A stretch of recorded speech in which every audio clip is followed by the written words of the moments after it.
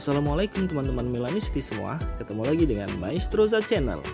Sebelum nonton video-video kita, jangan lupa untuk di subscribe dan tonton videonya sampai habis ya, supaya Maestroza bisa terus semangat berbagi info tentang klub kesayangan kita, AC Milan.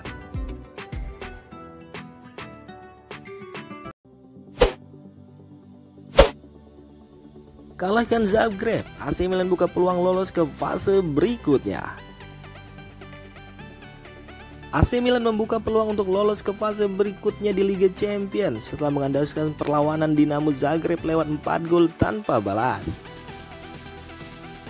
AC Milan membuka keunggulan melalui bek muda Matteo Gabbia pada menit ke-39.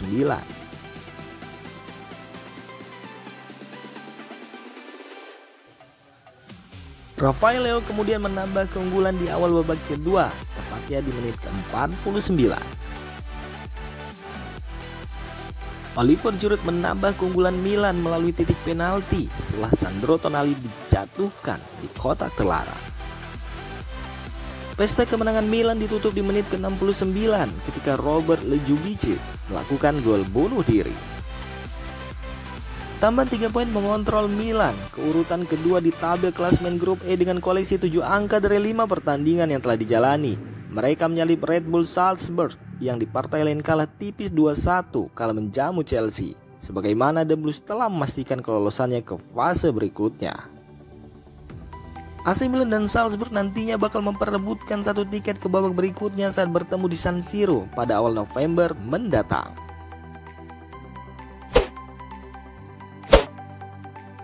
Sandro Tonali terbaik, Oliver Giroud tidak beruntung.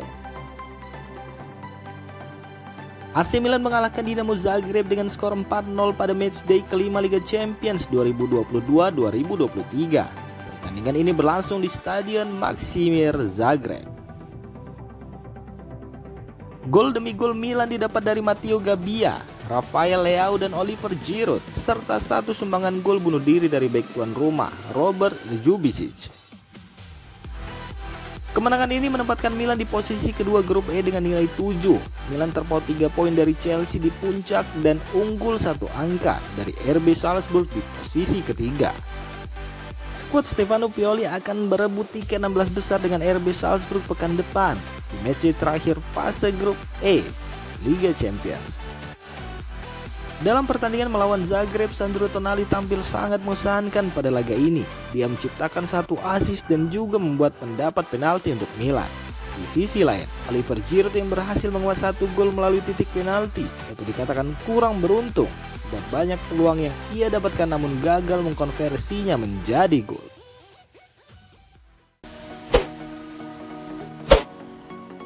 Matteo Gabbia tanpa celah, double pivot berkelas. Kemenangan besar atas Dinamo Zagreb menunjukkan penampilan solid para pemain tengah Milan. Permainan Milan jadi lebih hidup berkat kemampuan para gelandangnya mengatur serangan sekaligus memutus serangan lawan. Mereka adalah double pivot, Sandro Tonali dan Ismail Bennacer. Sandro Tonali bahkan dianugerahkan sebagai pemain terbaik resmi di pertandingan ini. Ia benar-benar menjadi otak dan jantung permainan Milan secara bersamaan. Di sisi lain, bek Matteo Gabbia juga layak dapat apresiasi. Babak pertama menjadi masa tersulit Milan menghadapi Zagreb, namun Gabbia tampil tanpa celah. Bahkan pemain didikan Akademi AC Milan ini berhasil mencetak gol pertamanya di level senior. Gabbia tanpa celah dalam menjaga pertahanan Milan bersama Simon Kjaer. Dia melakukan penjagaan dan duel dengan sangat dominan.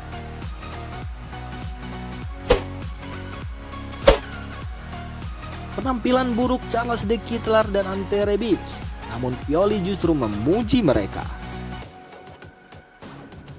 Selalu ada bagian kecil kesalahan dari setiap kesuksesan, seperti yang dialami AC Milan. Meski berhasil menang besar, sejumlah pemain mendapat kritik, seperti Ante Rebic dan Charles De Ketelaere. Di balik kemenangan telak atas Zagreb, De Ketelaere dan Ante Rebic tampak kurang memuaskan para penggemar. Penampilan keduanya begitu kontras dengan hasil dan performa tim secara keseluruhan. Rebic telah mencatatkan 1 pun tembakan on target dari 5 percobaan.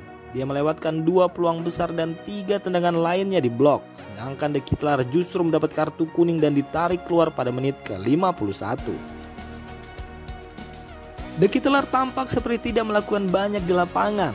Jumlah umpannya selama 51 menit hanya 9 kali. Pemain berusia 21 tahun tersebut juga kalah dalam 4 duel darat yang menarik. Itu semakin diperparah dengan kesuksesan dribblenya yang 0%, akurasi umpan silangnya yang 0% pula. Saya menggantinya karena dia sudah mendapat kartu kuning. Saya puas dengan perkembangannya dan masih akan terus meningkat, ucap Pioli di konferensi pers setelah laga selesai. Sementara itu, Ante Rebic dibiarkan bermain selama 90 menit di lapangan. Pemain berusia 29 tahun ini jadi sasaran kritik para penggemar setelah laga berakhir. Namun Stefano Pioli tetap memuji permainan Ante Rebic yang sejatinya bermain buruk sepanjang pertandingan.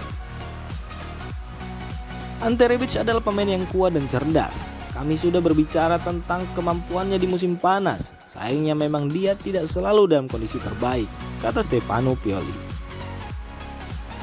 Ketika dia baik, maka kami harus menggunakannya di sebelah kanan. Pada awalnya penempatannya di kanan membuat kami sedikit kesulitan karena harus menyesuaikan dengan perubahan posisi yang ada, pungkas Stefano Pioli.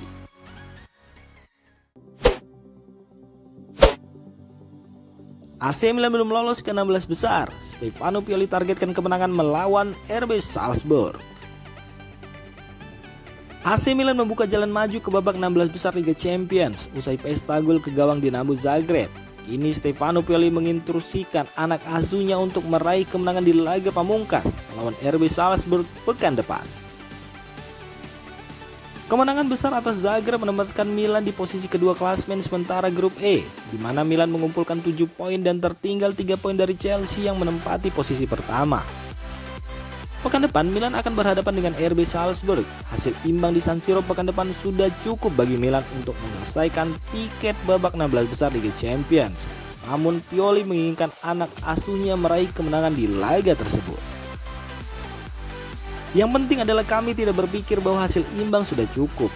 Itu akan menjadi mentalitas yang salah dan itu jelas bukan cara kami mendekati pertandingan di Milan, pungkas Stefano Pioli.